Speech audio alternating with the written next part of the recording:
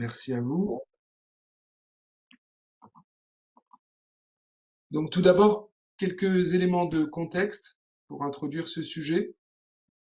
Alors, nous avons observé un taux d'activité des travailleurs expérimentés en Occitanie qui se répartit ainsi. Alors tout d'abord, une première tranche d'âge, puisque les travailleurs expérimentés, toujours d'après cette nouvelle définition consacrée, ce sont les travailleurs à partir de 50 ans.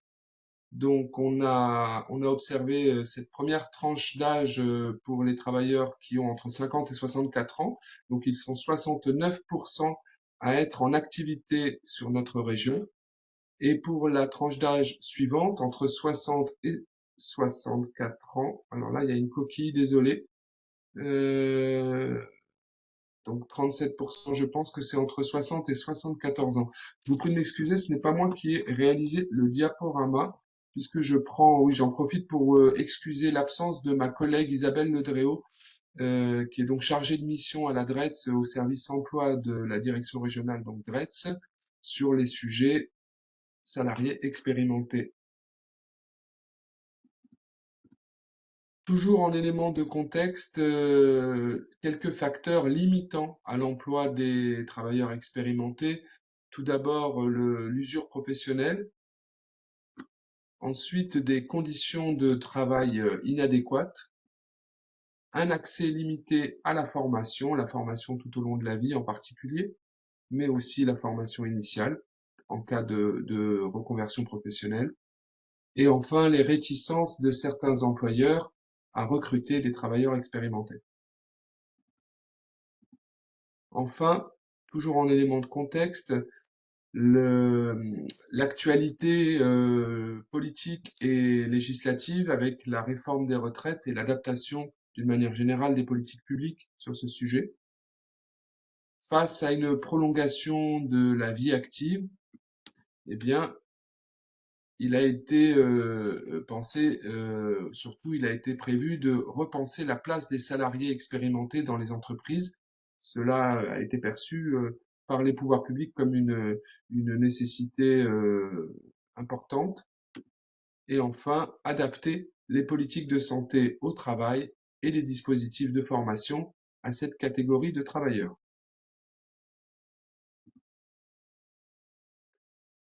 Pour cela, un plan d'action régional collaboratif a été pensé, est en cours d'élaboration et de déploiement.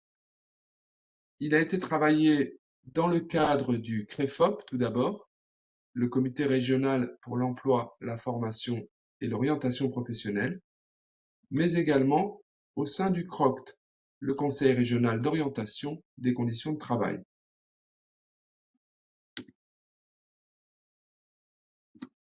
Ce plan d'action régional collaboratif, il est le fruit du travail partenarial entre les services de l'État, représentés par la DRETS Occitanie, la région Occitanie, KEOPS, l'APEC, la CARSAT, l'AFPA, l'ARACT, le CRGE, le CRGEIQ, le SNC, Transition Pro Occitanie, la NDRH, les services de santé au travail. Vous avez ici les principaux partenaires, mais bien entendu, ils seront accompagnés d'autres partenaires tout au long de ce parcours plan d'action sur le travail sur l'emploi des travailleurs expérimentés. Ce plan d'action se décline en 4 axes. Le premier axe, c'est le maintien dans l'emploi, bien entendu, avec une focale sur la prévention des risques professionnels, une ambition de repérer de manière précoce les différents risques auxquels sont exposés les travailleurs expérimentés, de manière à pouvoir prévoir justement la manière d'anticiper ou en tous les cas d'empêcher ces risques. Un dialogue social renforcé dans les branches et les entreprises selon les dispositions de la loi du 24 octobre 2025 sur le sujet justement des travailleurs expérimentés. Et toujours pour cet axe 1, l'entretien de parcours professionnel pour cette catégorie de travailleurs et toujours selon les dispositions de la loi précitée. Deuxième axe de ce plan d'action régional, le retour à l'emploi et à la reconversion professionnelle. Il a été pensé de manière à soutenir les dispositifs existants de remobilisation pour des demandeurs d'emploi de longue durée qui sont donc âgés de 50 ans et plus. Pour exemple, le dispositif proposé par l'AFPA Remob Senior. Un soutien aux actions de parrainage, marrainage, du type des actions qui sont proposées par l'APEC, par exemple. Un soutien au dispositif de reconversion professionnelle. Et enfin, une expérimentation du contrat de valorisation de l'expérience, CVE, pour les demandeurs d'emploi à partir de 60 ans. Cette expérimentation est là aussi prévue dans le cadre des dispositions de la loi du 24 octobre 2025.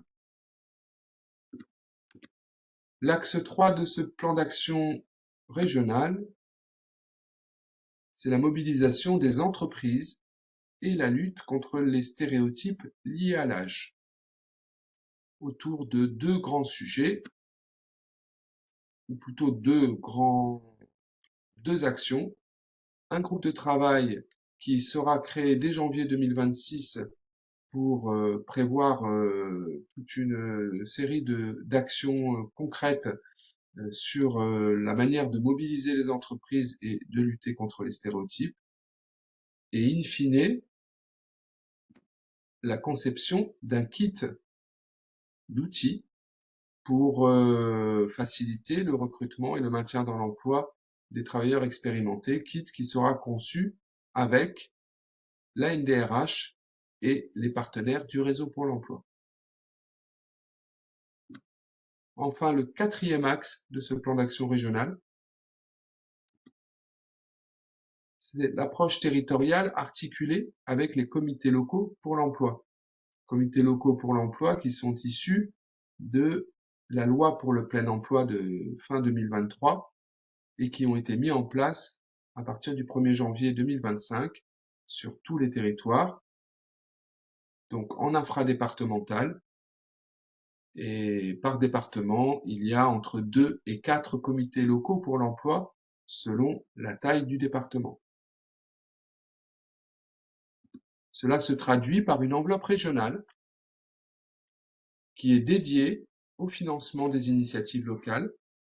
Donc cette enveloppe annuellement est de 100 000 € et nous avons déjà mis en place 6 actions pour l'année 2025 autour des sujets de coaching individuel et collectif, par exemple, de mobilité, de lever des freins à la santé et d'accès aux outils numériques.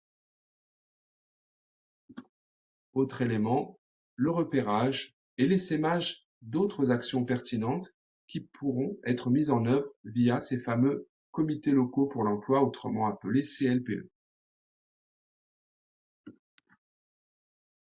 Je vous propose un QR code si vous souhaitez consulter le plan régional dans son intégralité. N'hésitez pas à le scanner. Je le laisse à l'écran un instant. Il vous donnera accès à ce document Word.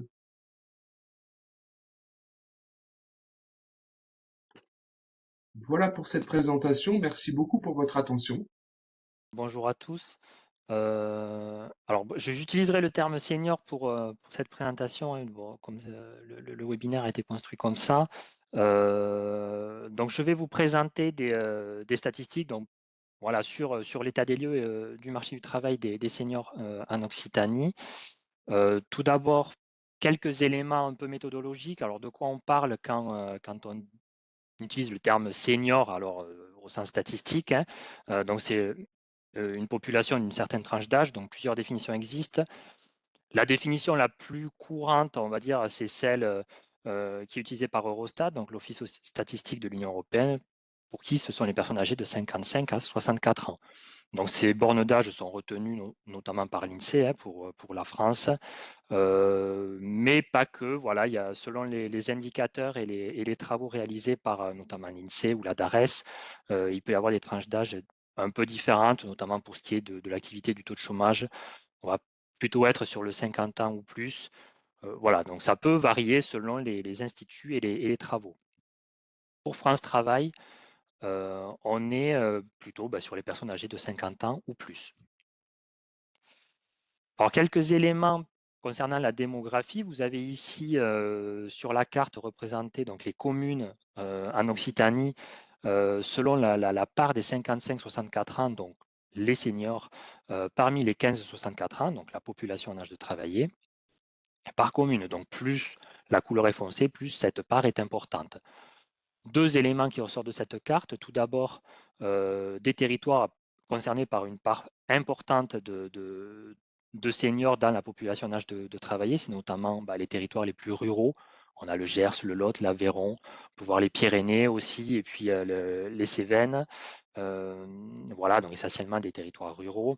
Et puis de l'autre côté, vous avez des territoires moins concernés, donc où la part des seniors dans la population en âge de travailler est plus faible. C'est notamment le cas des métropoles et des aires d'attraction des métropoles, donc Toulouse-Montpellier, des villes étudiantes, voilà, quelques villes intermédiaires et puis le littoral.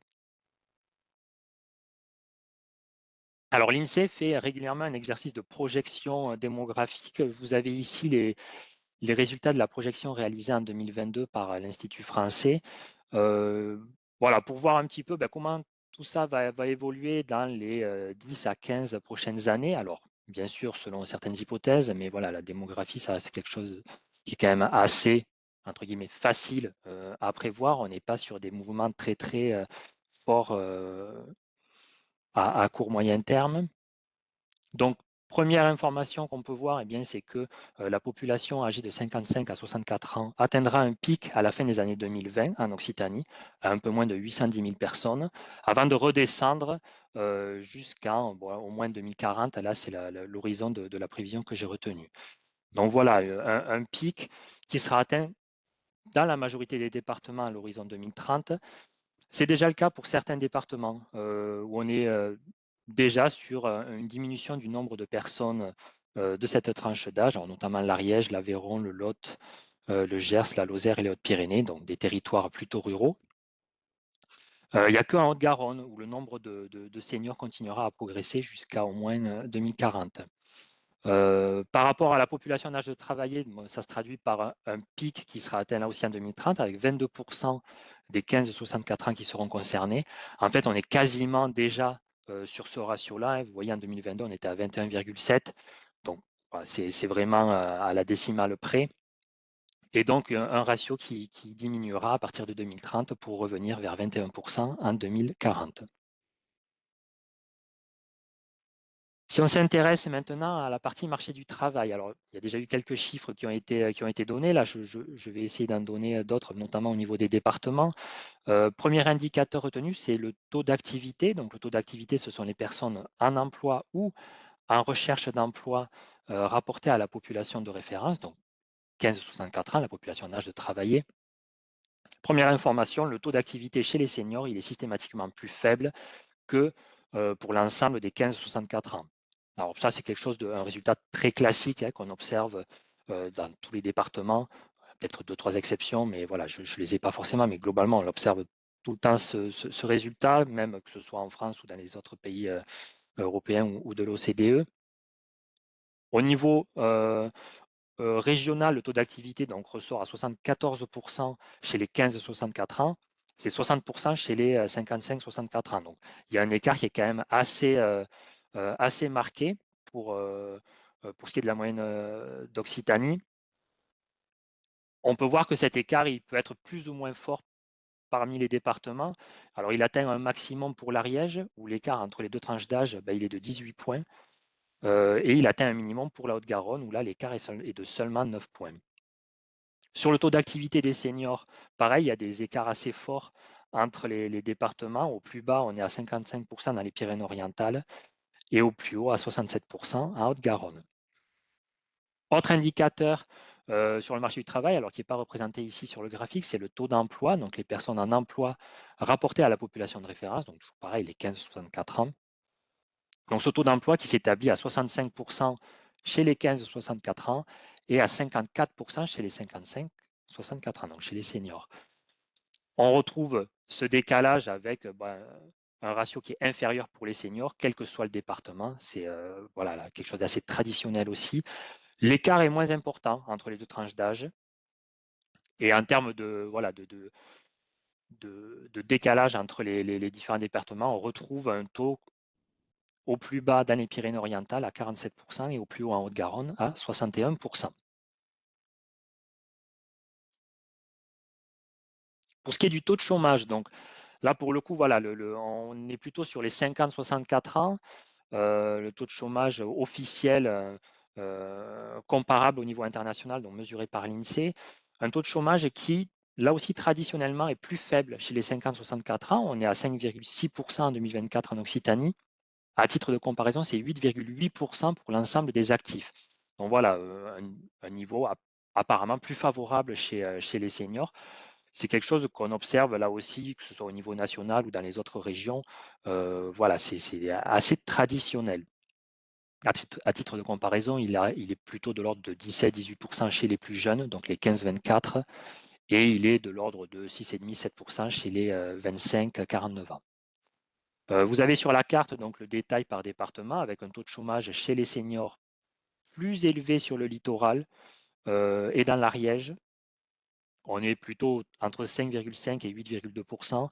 Et puis de l'autre côté, un taux de chômage qui est plutôt plus bas dans les territoires les plus ruraux comme le Gers, l'Aveyron et la Lozère où on est à moins de 4%.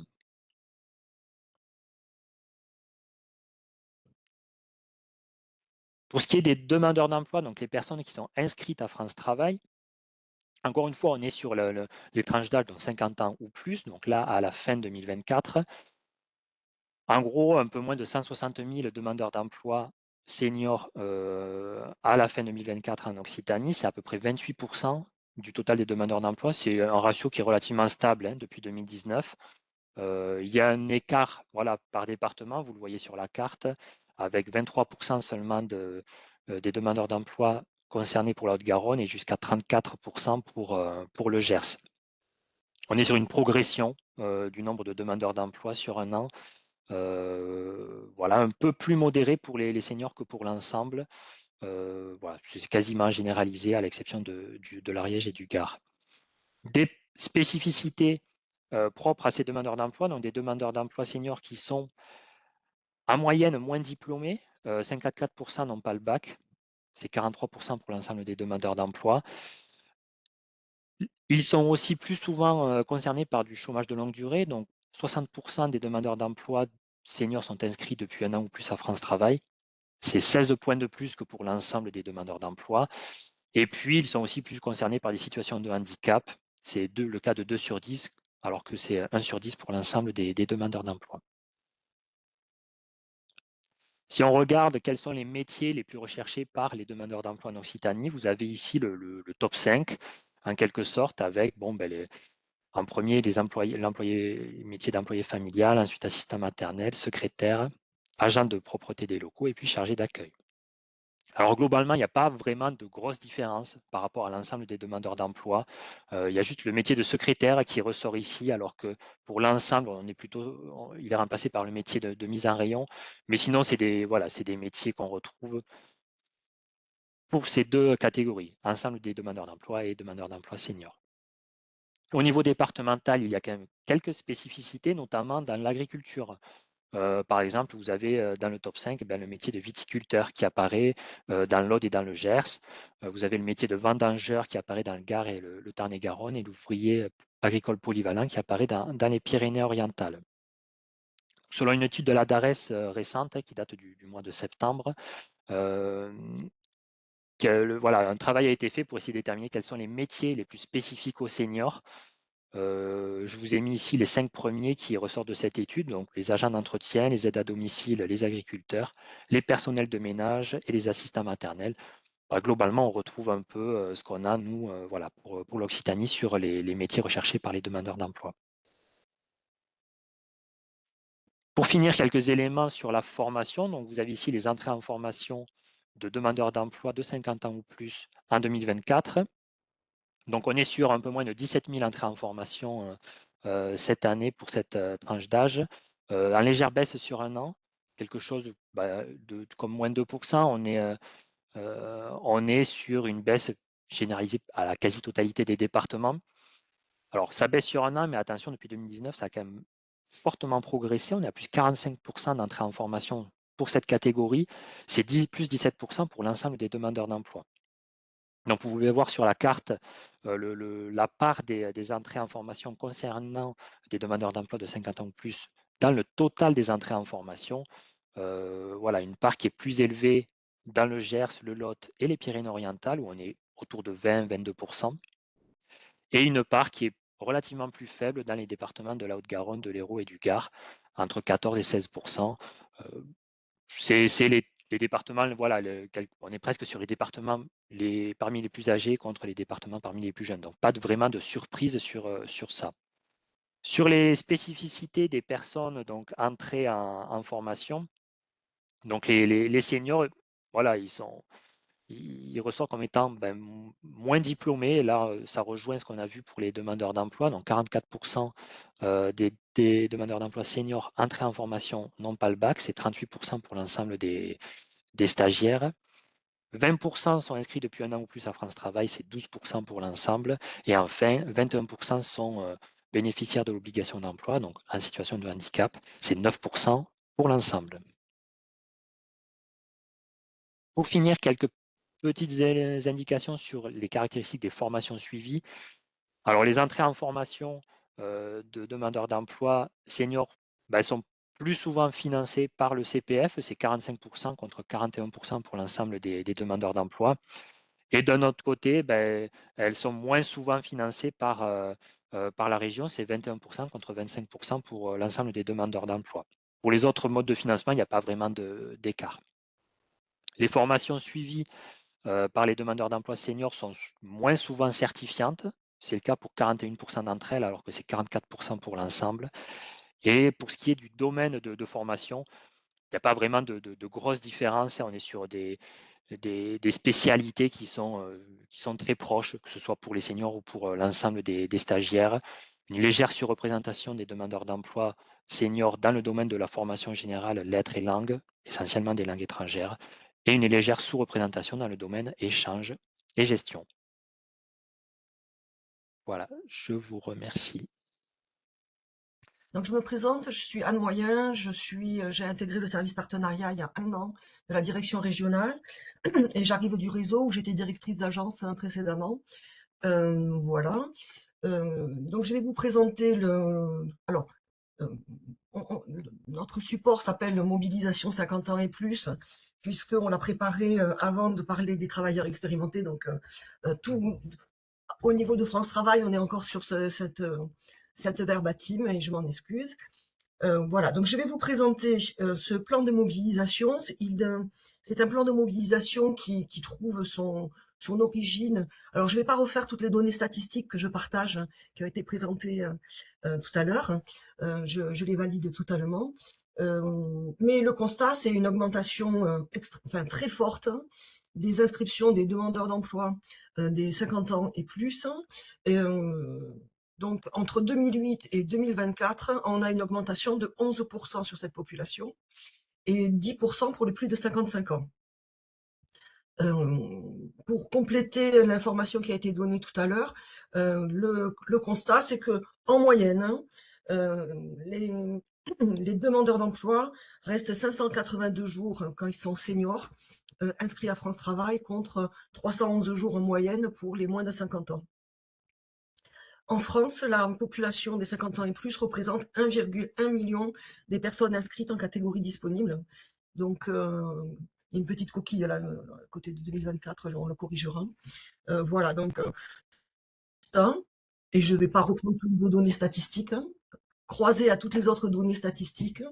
Suite à ce constat, on a mis en place un plan d'action national. Alors, l'Occitanie a été en avance de phase, c'est-à-dire qu'il y a des ateliers que je vais vous présenter dont on est en avance de phase et qui ne sont pas encore déployés sur tout le territoire français. Mais sachez que ce que je vais vous présenter correspond bien à l'offre de services de toute l'Occitanie. Notre programme, il est sur il va être sur 3 axes essentiellement. C'est de renforcer l'accompagnement et personnaliser l'accompagnement. Le deuxième axe que je vous présenterai après, c'est la mobilisation des entreprises. Et le troisième axe, c'est favoriser la formation, puisque oui, favoriser la formation. Pour cela, on a mis en place plusieurs actions, notamment des ateliers qui vont être dispensés dans toutes les agences. Le premier atelier que je vais vous présenter, il s'appelle Atelier Senior 360. C'est un atelier qui a une durée d'1h30 à 2h, qui va permettre d'être voilà, de capitaliser les attentes des demandeurs d'emploi. Il sert d'aiguillage et de remobilisation des demandeurs d'emploi, puisque précédemment, on a vu qu'ils restaient longtemps inscrits comme demandeurs d'emploi, voire en chômage de longue durée. Cet atelier a pour action aussi de valoriser les atouts et de confronter le projet des demandeurs d'emploi seniors. Et à l'issue, les participants ont l'opportunité de s'engager dans une ou plusieurs actions. À l'issue de cet atelier, ils sont reçus en individuel et on va leur proposer un plan d'action. Oups là. J'ai la souris qui est très sensible. Cet atelier, deuxième atelier, atelier 50 ans et plus, dynamique et perspective. C'est un atelier qui a pour vocation c'est un atelier qui va être collectif, hein, qui va être suivi avec des cohortes. On va être sur un groupe. Il va permettre de sortir de l'isolement social et de la perte de confiance en soi. En parallèle, on a aussi on a une prestation qui s'appelle Estime de soi, valoriser son image, donc qui peut être proposée aussi à l'issue.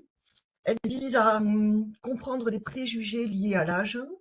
Elle permet de valoriser les compétences et de préparer les demandeurs d'emploi de 50 ans et plus qui sont pas préparés à faire des candidatures ou qui n'ont pas fait de candidature depuis pas mal de temps et qui doivent se remettre sur les candidatures. Comme je vous disais, ce sont des cohortes. Alors, en fonction des agences et de l'autonomie des demandeurs d'emploi, les cohortes peuvent varier dans les agences et elle a vocation à être sur 2 demi-journées. On a ensuite, hop là, attendez, ma souris est tellement sensible. On a un atelier retraite qui est co-animé. Alors, qui est co-animé avec la CARSAT et France Travail. On est sur une co-animation. Sur certains territoires, il y a l'Agir Carco qui intervient également, mais notre convention régionale, elle est signée entre la CARSAT et France Travail. Cet atelier, il est destiné à des personnes qui ont 58 ans et plus. On leur présente, donc la CARSAT va présenter les conditions d'accès à la retraite. L'objectif, c'est qu'ils aient créé leur compte CARSAT avant de venir et ça nous permet alors c'est un atelier qui va durer 3 heures et ça nous permet de les inciter à régulariser leur compte CARSAT parce qu'il y a souvent des informations qui vont être manquantes au niveau de la CARSAT et qui va nous permettre d'avoir la juste date de la retraite pour le demandeur d'emploi. Il a aussi vocation à redynamiser parce que quand on confronte l'âge de la retraite pour des personnes qui ont 58 ans et qui vont peut-être partir plus tard à la retraite, eh bien, l'objectif, c'est aussi de redynamiser pour un retour à l'emploi, pour gagner d'autres trimestres. Voilà, et aujourd'hui en Occitanie, alors je crois que le chiffre est encore plus, c'est plus de 3000 demandeurs d'emploi qui ont bénéficié de ces ateliers. Toutes les agences, toutes les agences de l'Occitanie pratiquent enfin, organisent cet atelier. Cet atelier, il est à minima une fois par trimestre. Voilà, à minima une fois par trimestre, et plus en fonction des territoires, puisque vous l'avez vu précédemment, il y a des territoires qui sont plus impactés par des demandeurs d'emploi qui ont plus de 58 ans. Ensuite, on a un atelier qui, alors là, c'est plus un atelier, là, on est carrément sur un suivi d'une cohorte de 10 à 12 personnes que l'on va suivre pendant 8 à 12 semaines. Ce que je vous disais tout à l'heure, le territoire de l'Occitanie est en expérimentation. Donc cet atelier s'appelle Parcours Boost 50 ans et plus. Il a porté ses fruits, on a de très bons retours, on a de bons retours à l'emploi, et donc il va être déployé en France entière à partir du mois de février 2026. C'est un accompagnement collectif et intensif, et c'est un parcours socle avec des conseillers dédiés pour cet accompagnement. Ensuite, voilà, donc ça c'est l'offre. Alors, et après, il y a toute l'offre de services de France Travail, avec des prestations que l'on peut activer, avec voilà, toute l'offre de services que je ne vais pas vous présenter, parce que c'était pas l'objet aujourd'hui, mais on a par ailleurs des accompagnements qui peuvent être dits intensifs, ou alors qui vont être adaptés aussi aux territoires, notamment les territoires QPV. Donc le deuxième axe de notre plan d'action national, c'est la mobilisation des entreprises pour le recrutement des 50 ans et plus. Donc on a pour objectif de créer dans chaque région, alors on dit 120 événements et job dating, donc ça c'est le minima que l'on doit faire. Et donc pour cela, tous les territoires ont, alors déjà tous les ans on pose un diagnostic territorial, c'est-à-dire que le territoire de l'Aude n'est pas le même territoire que la Haute-Garonne, et en conséquent on n'a pas forcément les mêmes besoins. On peut créer des job dating, on peut créer on a l'opportunité lorsqu'on est en agence de solliciter des prestations spécifiques, on a des budgets pour ça, et de créer des conventions, du partenariat local pour monter des plans d'action qui peuvent être soit un one-shot, soit quelque chose que l'on veut faire perdurer. Donc l'objectif de toutes ces actions, ça va être de changer les regards, de valoriser les pratiques, d'encourager les entreprises à s'engager, de favoriser les recrutements concrets et à retrouver mes événements emploi. Et donc pour ça, on va mobiliser nos partenaires, mais aussi les entreprises en organisant des job dating destinés à des plus de 50 ans. Si vous êtes sur le compte LinkedIn, ben vous verrez que Anne Danican et Laurent Paul, les directeurs des départementaux ont posté encore ce matin des événements qui ont été réalisés hier, je crois. Ensuite, alors, la fiche événement, les job dating de plus de 50 ans, chaque événement s'articule autour de 2 temps forts. Un temps d'échange pour partager le constat, les solutions et les engagements, et après un temps de job dating. Précédemment, ce que l'on fait, lorsqu'on a ces job dating, on organise également des ateliers en amont qui s'appellent 5 minutes pour convaincre, pour outiller les demandeurs d'emploi qui n'ont pas l'habitude de passer des entretiens à se présenter et à aller sur l'essentiel, parce qu'on sait que sur un job dating, c'est pas un entretien de recrutement, c'est dans les 5 premières minutes où l'employeur va pouvoir se faire ce premier contact, c'est là où l'employeur va se dire s'il a envie de travailler avec cette personne ou pas. Et donc ensuite, c'est le job dating. Donc les acteurs qui ont été, les acteurs territoriaux qui sont mobilisés, on va retrouver donc les CLE et les task force entreprises, je pense qu'on a fait, il y a la DRETS qui est mobilisée, il y a DDETS, là, c'est pas moi qui ai fait le support, donc je sais pas ce qu'elle a voulu mettre, là. Il y a l'APEC, il y a les entreprises s'engagent. Les entreprises, oui, je pense qu'il y a une coquille, là. Il y a les entreprises, le club des entreprises s'engagent qui sont dans l'inclusion et qui sont en faveur et volontaires pour recruter des personnes seniors. La NDRH et ADECO qui est très engagée aussi sur cette mobilisation. Bon, il y a MEDEF, METI, les CPME, CCI et CMA. On a de plus en plus d'entreprises qui, là on a monté des conventions et on a de plus en plus d'entreprises qui souhaitent avoir des seniors dans leurs équipes pour avoir une pyramide d'âge quand même qui va être assez variable et aussi parce que euh, ça temporise aussi lorsqu'il y a un peu plus de mixité dans les équipes. Voilà. Et ensuite, notre troisième axe, j'essaye d'aller vite, hein, favoriser la formation et la reconversion des 50 ans et plus, puisque tout à l'heure, vous l'avez vu dans la présentation qui a été faite par le CARIFOREF, on a une population qui peut ne pas être très formée. Enfin, en tout cas, moins formée que les jeunes aujourd'hui. Donc, on a un plan pour mobiliser plus fortement les dispositifs de formation et d'immersion professionnelle. Donc, l'immersion professionnelle, c'est la PMSMP, c'est des périodes d'immersion professionnelle en entreprise qui peuvent donner l'idée à quelqu'un, parce que valider un plan de formation, lorsqu'on valide un plan de formation, l'idée, c'est de ne pas envoyer une personne en formation pour après se rendre compte qu'il s'est trompé. L'objectif, ça va être de l'envoyer en formation et en amont d'avoir fait des immersions pour savoir si la formation sur laquelle il s'oriente sur un changement de métier, s'il en a bien mesuré, ben, les contraintes et les bénéfices que ce nouveau métier peut lui apporter. Dans le cadre général, on a à peu près jusqu'à 450 heures de formation. Donc là, on va être sur les POI, ce sont des préparations opérationnelles à l'emploi individuel qui vont durer 450 heures. Donc je pense que les OF, vous connaissez bien. Et dans certains cas particuliers, on peut monter jusqu'à 600 heures, notamment sur des publics pics, et jusqu'à 300 heures pour une formation réalisée à 100% en tutorat.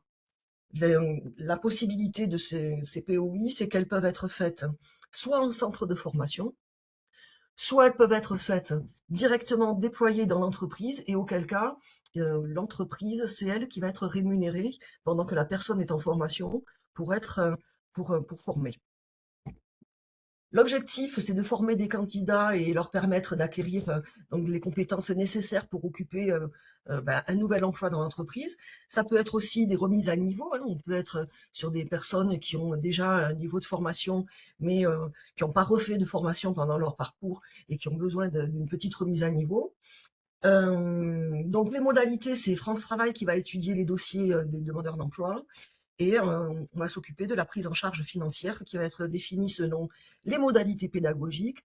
On a un coût horaire qui peut varier en fonction des métiers, notamment sur les métiers en tension, où chaque agence a la possibilité de... Alors, chaque agence a la possibilité de déterminer un coût horaire, mais et après sur certains métiers, on va uniformiser le coût horaire pour pas qu'il y ait de mise en concurrence de départements par rapport à d'autres et pour que ce soit plus juste. Et aussi ça va dépendre aussi des besoins sur le territoire. On peut avoir beaucoup plus de besoins, je vais prendre un exemple, sur les métiers du transport sur un territoire par rapport à un autre qui va être beaucoup plus côtier. Voilà, ça va dépendre vraiment du territoire et du diagnostic territorial qui a été fait en amont. Alors attendez, hop, ça j'ai fait. Et oui. Voilà. Le programme Atout Senior, dont on est en expérimentation. Ce parcours, il va durer 8 mois.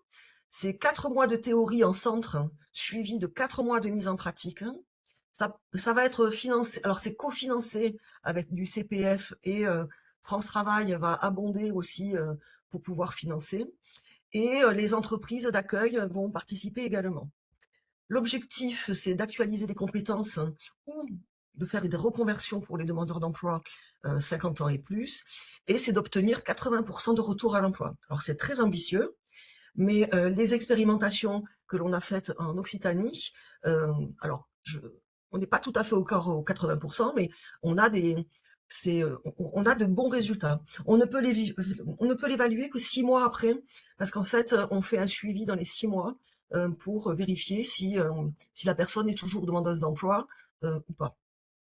Et s'assurer que la formation était bien dans la cible des compétences et, euh, et en adéquation avec son besoin. Donc, ce que je vous disais, là, donc, le déploiement, il a été fait sur 9 régions, dont l'Occitanie, je ne vais pas les citer, hein, et ça sera déployé à partir de février, comme je vous disais tout à l'heure, dans toute la France. Hop. La PMSMP, donc la période de mise en situation professionnelle, donc son objectif, c'est bien d'aller faire une immersion en entreprise. Cette immersion en entreprise, alors la PMSMP, elle peut être et pour découvrir un métier, elle peut être aussi pour que l'employeur et le demandeur d'emploi se découvrent aussi. Ça n'a pas vocation à être une période d'essai, donc attention, hein, ça n'est pas du tout une période d'essai, c'est bien une mise en situation, c'est de l'observation sur lequel il n'est pas là avec un contrat de travail. Par contre, c'est quand même une convention que l'on va monter parce que comme le demandeur de l'emploi se retrouve en entreprise, il faut absolument qu'il soit sécurisé par la couverture accident du travail. Même si c'est pas du travail, c'est de l'immersion. Alors, la PMSMP, les acteurs du RPE sont délégatés et certains ben voilà, ils peuvent être prescripteurs. Nous, on est prescripteurs et il y a des entreprises qui peuvent avoir des PMSMP de confiance sur lesquels ils ont des outils, on leur met à disposition des outils pour qu'ils montent eux-mêmes les dossiers. Son objectif, hein, découvrir les métiers et confirmer le projet professionnel. Ce n'est pas un échec si après une PMSMP, quelqu'un nous dit ben, au final, c'est pas ça. Au contraire, ça nous évite de faire des formations, qui ne correspondaient pas aux représentations du demandeur d'emploi.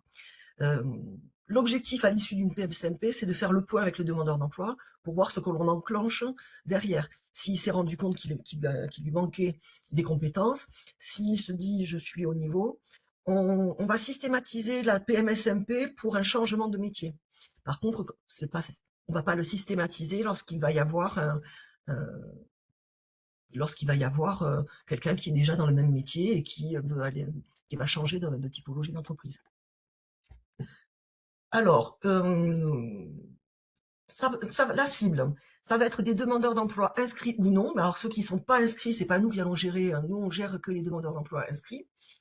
Les personnes en situation de handicap, on a tous dans les agences un conseiller de Cap Emploi et on a tous dans toutes les agences, on a une tech force de conseillers qui sont formés aux situations de handicap. Les bénéficiaires du RSA, les jeunes qui soient en mission locale ou suivis dans les agences, les salariés en contrat aidé, parce que dans le cadre d'un contrat aidé, on doit les accompagner à une reconversion. Donc toute personne qui a un contrat aidé, il peut demander à son employeur de le libérer pendant un mois pour faire une PMSMP. Et bien évidemment, tous les salariés qui sont accompagnés par un conseiller en évolution professionnelle, par l'organisme de formation qui est rattaché à l'entreprise.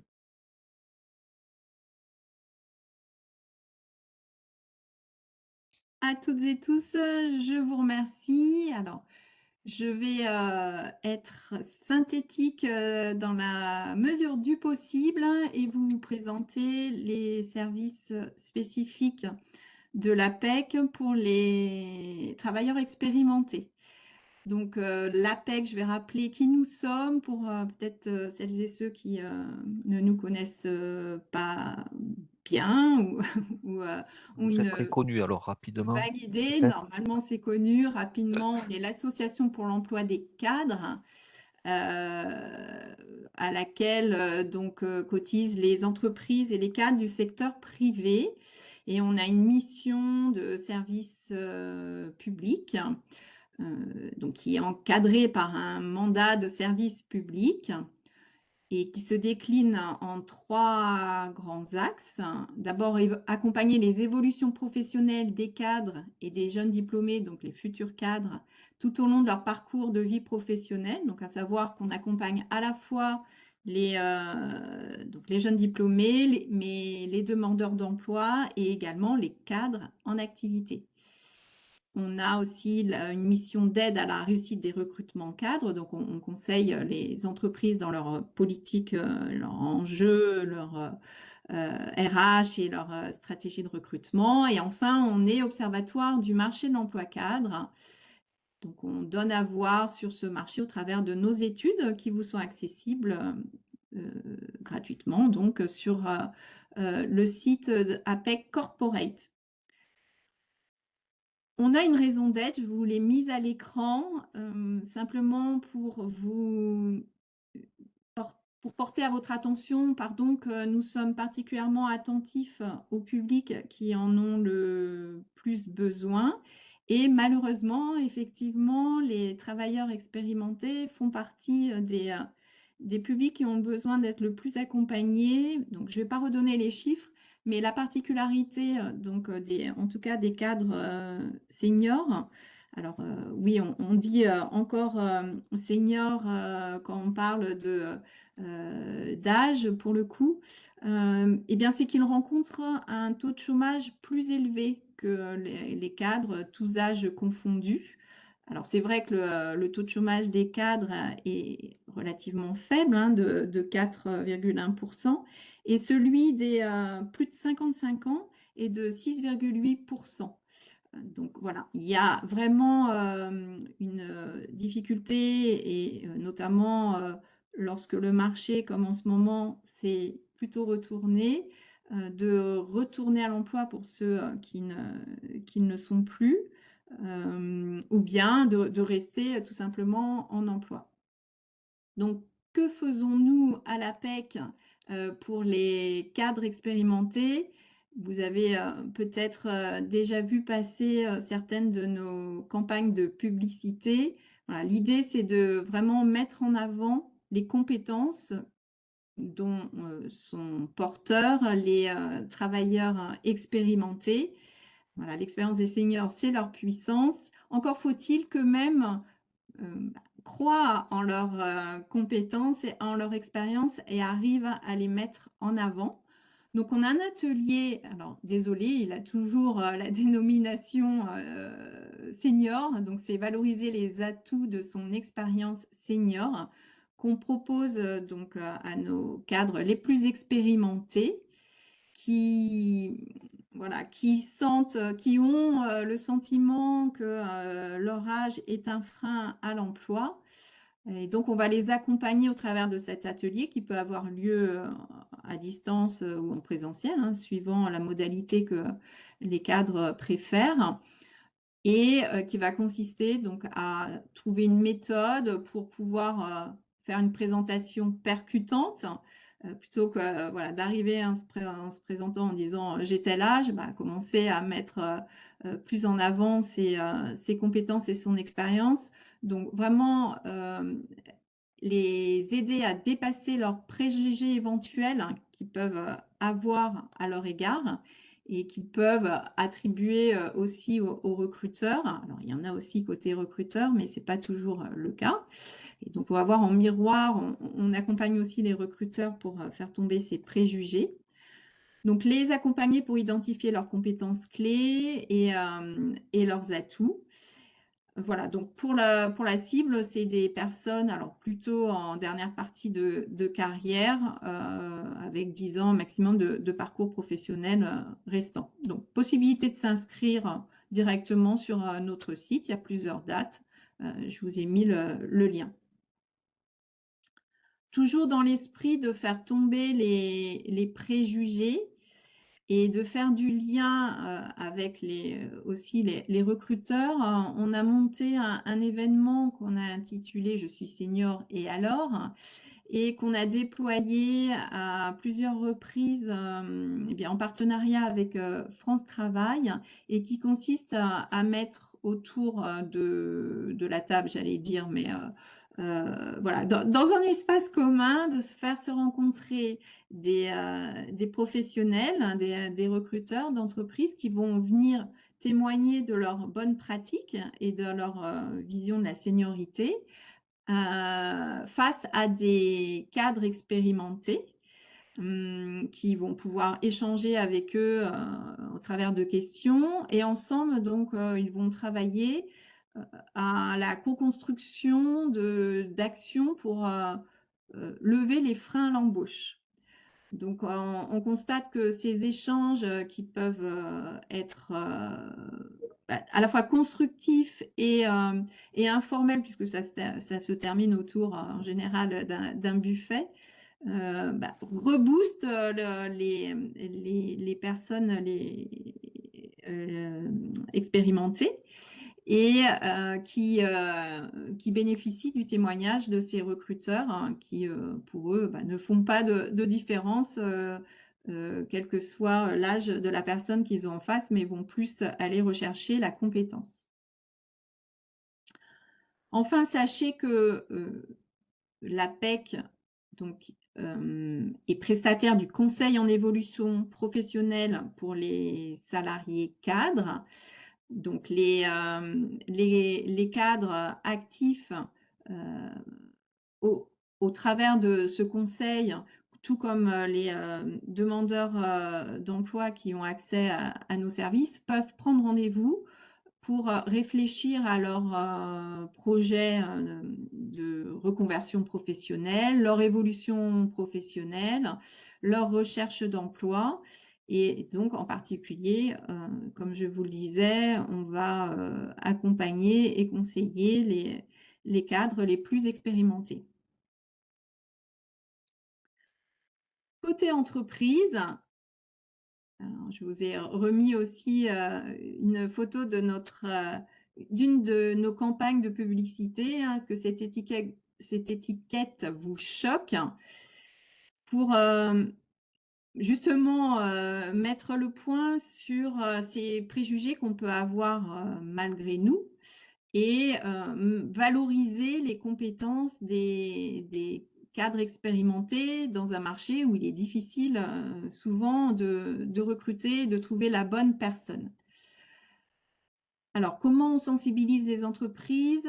On avait un atelier qui consistait à les accompagner sur la déconstruction de ces a priori et de mettre en place des actions pour pouvoir recruter et maintenir les seniors en emploi. Cet atelier, on l'a fait évoluer puisque, comme le disait Monsieur Jouard en début de ce webinaire, une nouvelle loi est passée, hein, qui est la transposition des ANI sur l'emploi des travailleurs les plus expérimentés et le dialogue social également.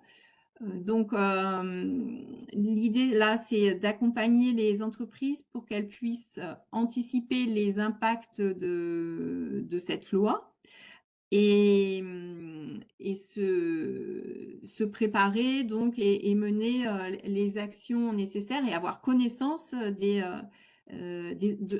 à la fois de leurs obligations et des opportunités que peuvent procurer cette loi, que peut procurer cette loi. Donc, on va les accompagner vraiment à passer à l'action, mettre en place un dialogue social, envisager de faire appel au contrat de valorisation de l'expérience, à mettre en place les entretiens de mi-carrière et les entretiens de parcours professionnel, et puis donner à voir sur des exemples d'actions d'entreprises engagées qui peuvent être qui peuvent inspirer les autres entreprises en matière de politique emploi, puisqu'aujourd'hui, c'est seulement une entreprise sur 10 qui a vraiment une politique emploi en faveur des travailleurs les plus expérimentés.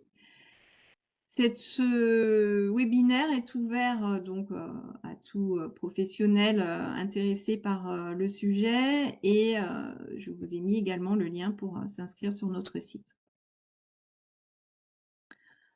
Autre dispositif que je voulais évoquer ce matin et qui a déjà été évoqué aussi par Monsieur Jouard, c'est l'opération de parrainage que nous avons mis en place depuis déjà 4 ans pour accompagner donc les personnes de plus de 50 ans qui sont en recherche d'emploi, alors qui sont déjà accompagnés par un consultant de l'APEC dans leur projet professionnel.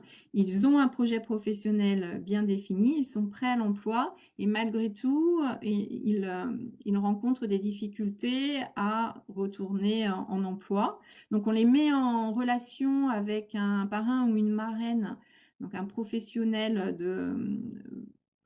qui est en poste en entreprise et qui va, par ses conseils, par son écoute, sa confiance et aussi son réseau, donner ce petit coup de pouce dont on peut avoir besoin quand on est sur le marché de l'emploi pour faire le pont entre l'entreprise et donc le demandeur d'emploi. On sait que voilà, le réseau, son propre réseau, parfois se restreint quand on n'est plus en emploi. Donc voilà, là, on permet d'ouvrir ce réseau à raison de rencontres. On demande aux parrains marraines d'être disponibles au moins une fois par mois, donc sur une période de 6 mois, pour pour échanger avec son filleul.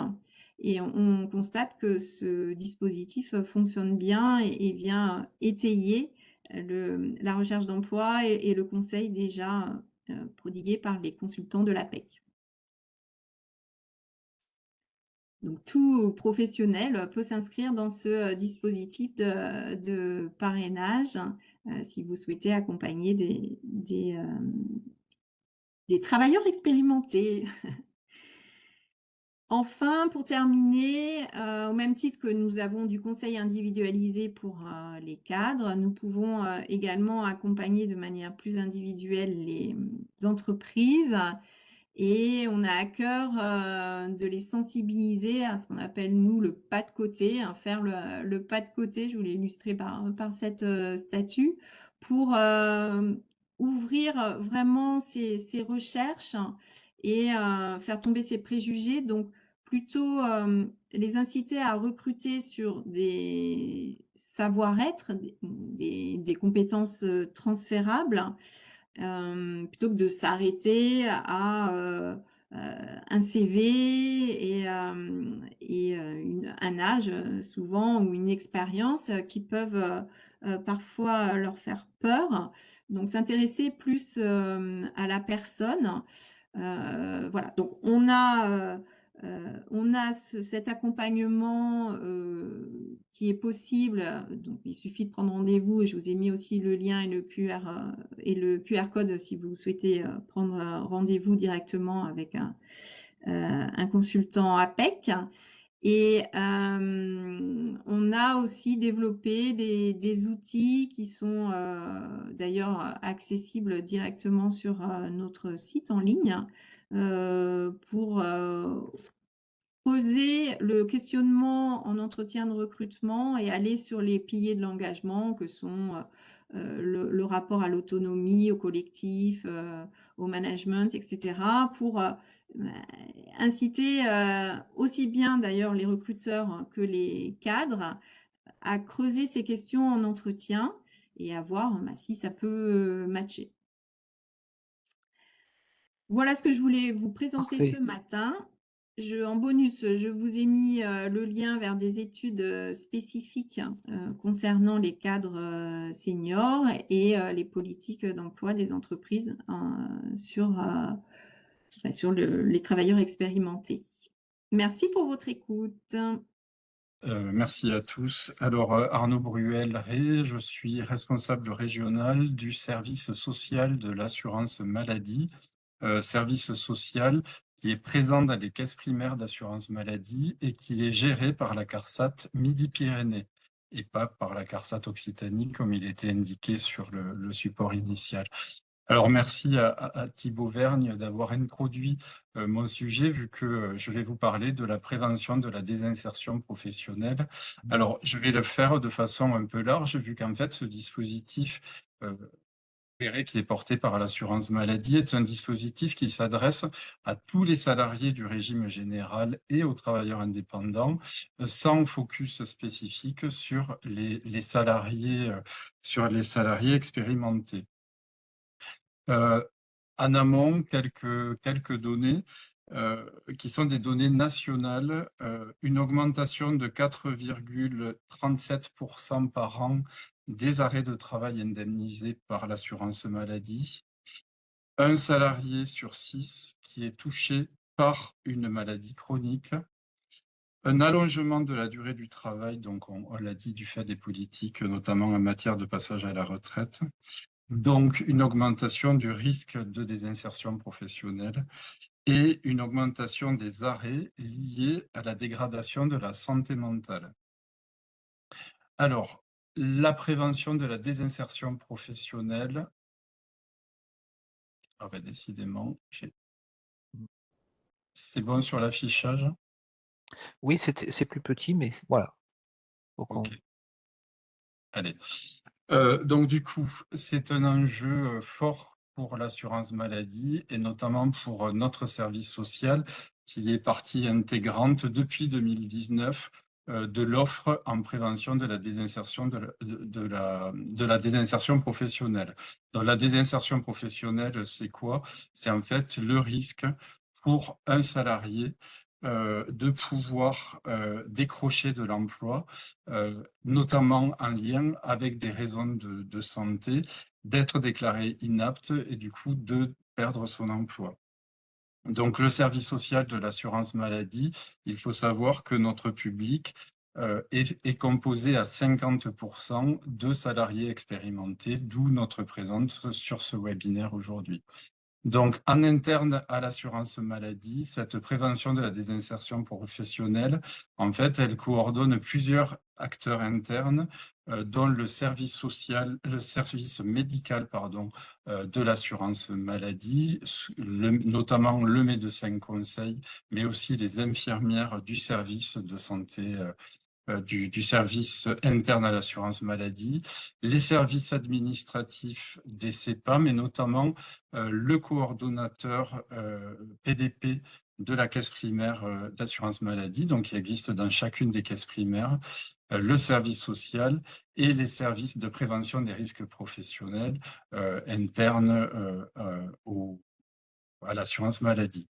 Cette mission de prévention de la désinsertion professionnelle, elle n'est pas qu'internalisée à l'assurance maladie, elle est portée de façon beaucoup plus large, notamment en articulation et en coordination avec les services de prévention et de santé au travail, donc la médecine du travail, avec les médecins traitants et les professionnels de santé, et aussi avec tous les opérateurs du maintien en emploi, notamment Cap Emploi et les partenaires de la formation, vu que vous verrez un peu plus tard que l'arrêt de travail pour les salariés, c'est aussi le moment où on prépare son retour en emploi et c'est aussi le moment pendant lequel on peut mettre en œuvre des actions qui favorisent le maintien et le retour à l'emploi.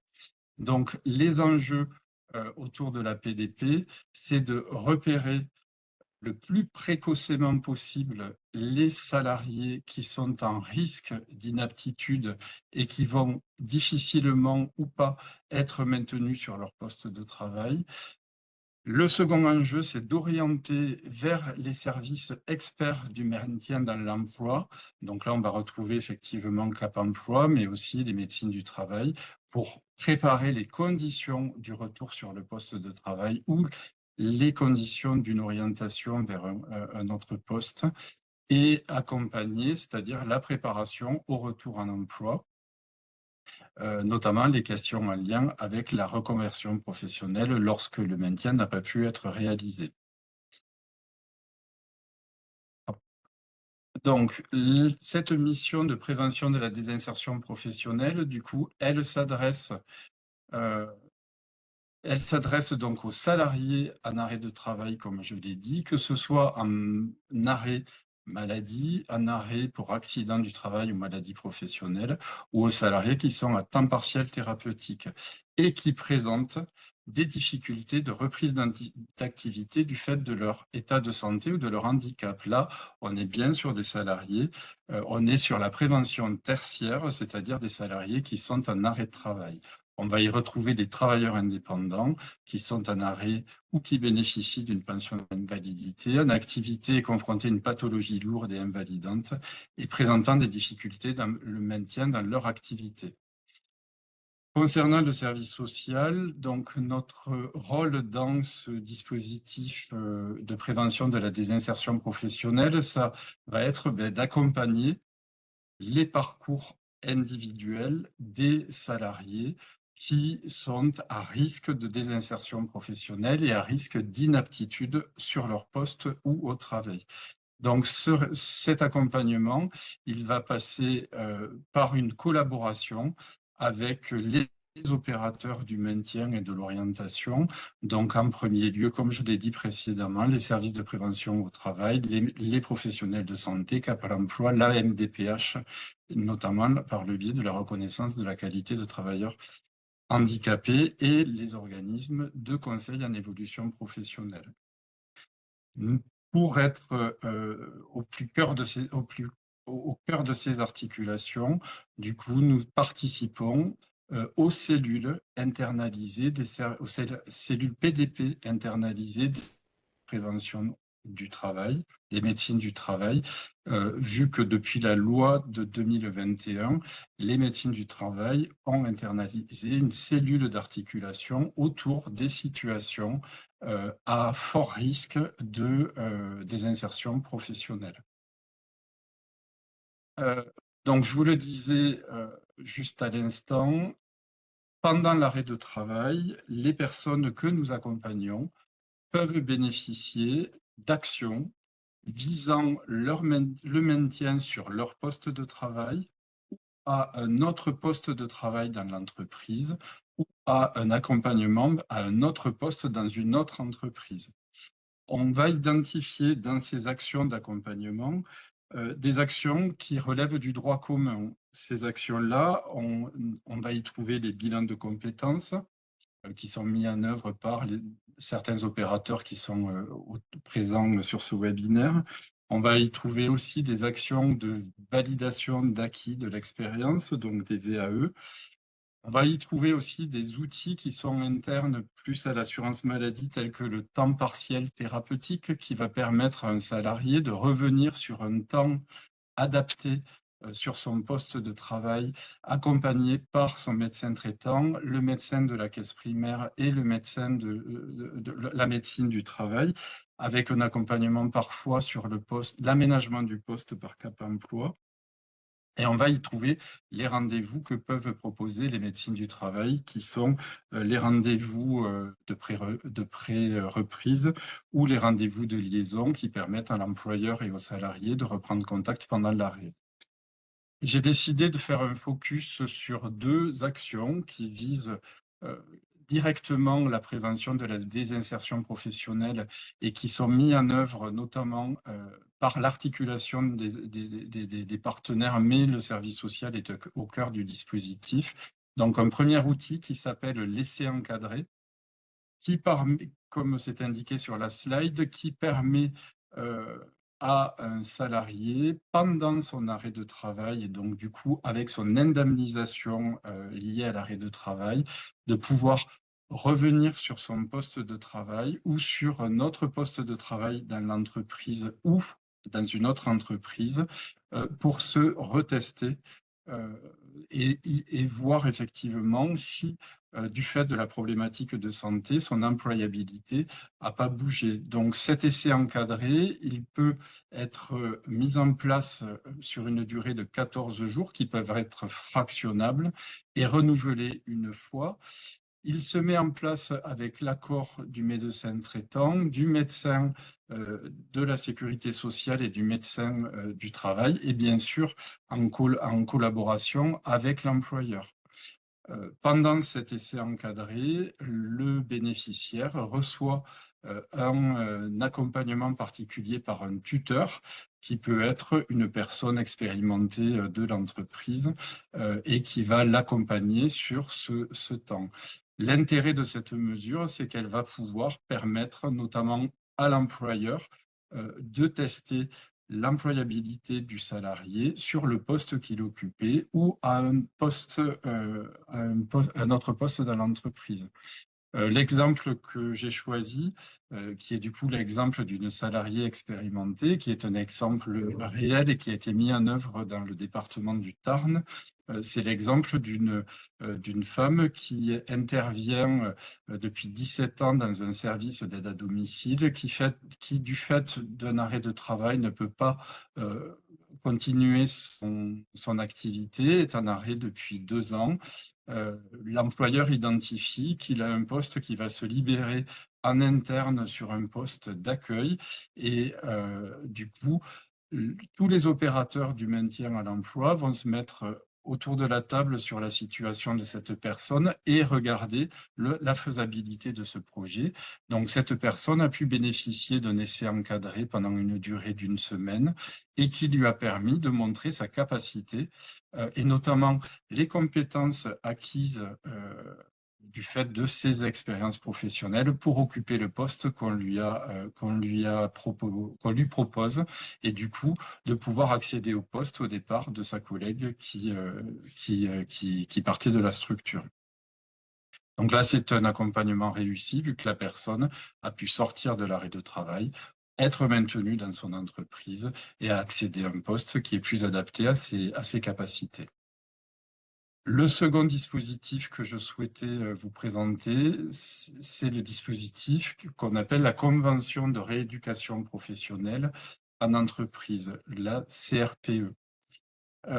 C'est aussi un outil au bénéfice de salariés bénéficiaires d'un contrat de travail, en arrêt de travail au moment où on va les rencontrer.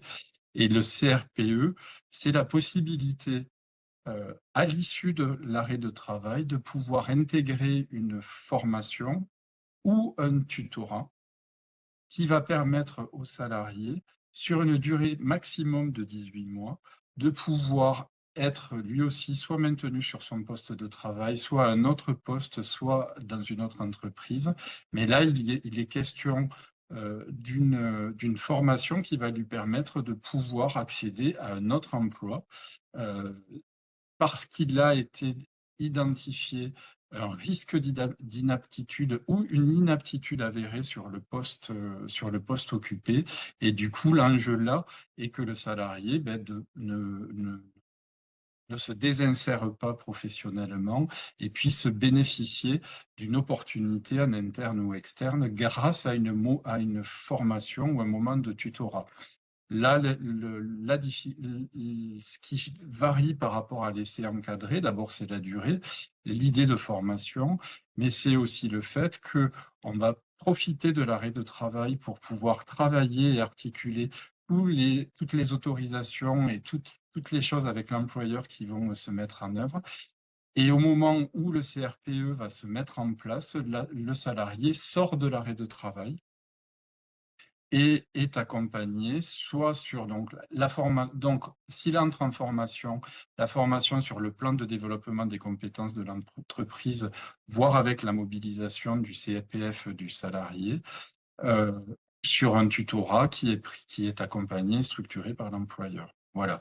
Donc là aussi, l'exemple, c'est celui d'un homme qui est salarié expérimenté, qui est en CDI depuis 15 ans à un poste de soudeur dans une entreprise qui, suite à un accident du travail, voit sans risque d'inaptitude avéré, et l'employeur, grâce au CRPE, prend un temps de formation et de reclassement pour qu'il puisse accéder à un poste d'opérateur, d'employé de laboratoire.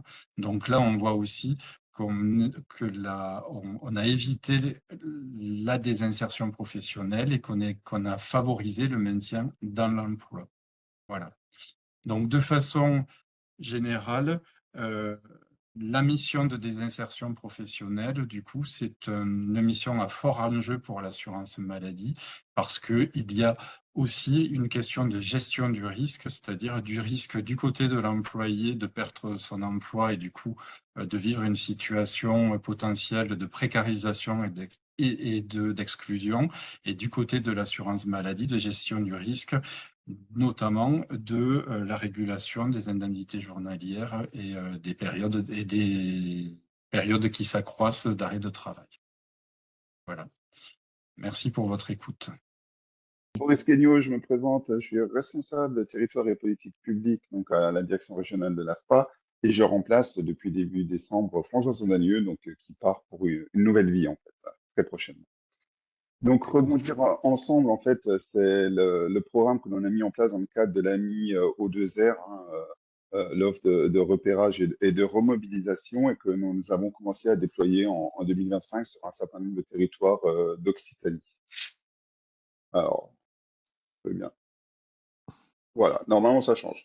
Donc, Oui. le public cible, c'est les publics, oui, avec expérience, 55 ans et plus, peu ou pas qualifiés, demandeurs d'emploi longue durée, non accompagnés par France Travail, ou en tout cas sans contact depuis au moins 5 mois avec le conseiller France Travail. Donc, la première partie, en fait, avant l'accompagnement, c'est repérer et mobiliser ces publics. Donc, je ne vais pas faire cette liste à l'après-vert, mais c'est déjà de travailler à informer des acteurs relais, comme les élus locaux, des associations. Donc, c'est d'aller vraiment au plus près.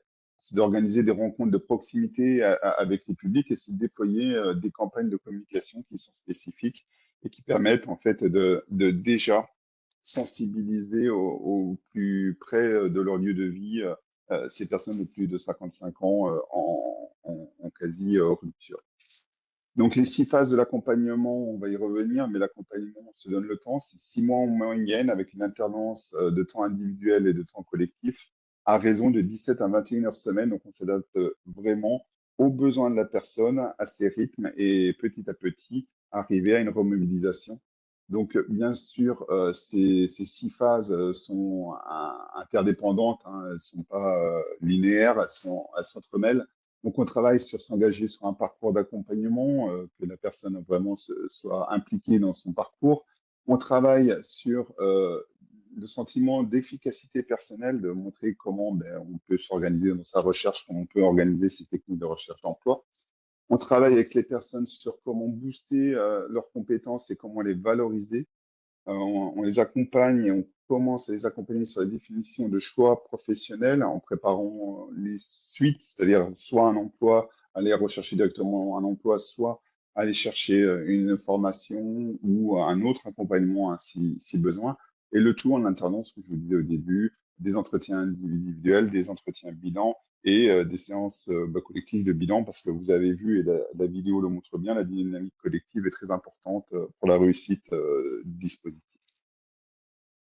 Donc, les atouts du dispositif, mais on le voit, c'est vraiment travailler sur un regain de confiance. C'est donner les premières pierres, en fait, du regain de confiance chez ce public. Et par cet intermédiaire, booster un peu les compétences déjà acquises, entrevoir celles qu'il faudrait peut-être développer. On l'a vu, l'informatique, la rupture numérique. C'est un accompagnement 100% individualisé. Donc, on prend le temps. Les gens viennent, ne viennent pas. On organise vraiment la temporalité en fonction des besoins et des autres processus qui sont mis en place par les personnes pour lever les freins en parallèle. Et c'est mettre à disposition notre réseau de partenaires pour justement aussi lever ces freins et participer à la levée de ces freins. Donc, à date, le démarrage, il y a 7 sites de remobilisation qui ont été identifiés par la DRETS. C'est Rodez, Nîmes, Tarbes, Perpignan, Rivesaltes, Albi, Foix et Saint-Jean-de-Védas. donc à Montpellier. Il y a un site à venir à l'Est et les seniors à date, alors les personnes, nous sommes à 58 personnes accompagnées. Je vais vous faire les stats juste après. Donc, mais là, vous l'aurez dans le support. Donc, on voit qu'il y a 7 personnes à Albi, 10 à Nîmes, 8 à Rivesaltes, 8 à Rodez, 9 à Tarbes, 9 à Foix et 7 personnes à Montpellier, Saint-Jean-de-Védas qui sont rentrées dans le dispositif avec quelques sorties déjà, dont vous avez vu 2 sorties positives en formation de moniteurs d'atelier. Donc, les caractéristiques des seniors, donc, ah, il ne veut pas apparaître, donc c'est 55% d'hommes. Voilà, il y a un petit souci d'affichage. La pyramide des âges, on voit que la majorité, hein, c'est entre 55 et 65 ans, avec je crois qu'il y a 2 personnes de 65 ans et plus. Sur les 58 seniors accueillis, 36 ne résident pas en QPV ni en zone rurale de revitalisation. Et 9 personnes sont dans les QPV, 8 seniors dans les ZRR. Les 2 besoins majoritairement exprimés par les personnes à date hein, qui sont en accompagnement, c'est que 18 bénéficiaires expriment un besoin en matière d'accès aux droits, 34% des personnes accueillies, et 17 personnes expriment un besoin en matière de santé, soit près d'un senior sur 3 avec une problématique et un frein lié à la santé. Voilà, j'ai essayé d'être dans les tempos du midi pile. Je suis vraiment pas loin. Et là, si vous aurez les mails, mais si vous voulez des renseignements, il y a les mails des centres AFPA auxquels on peut demander de plus amples informations. Voilà ce que j'avais à vous présenter ce jour.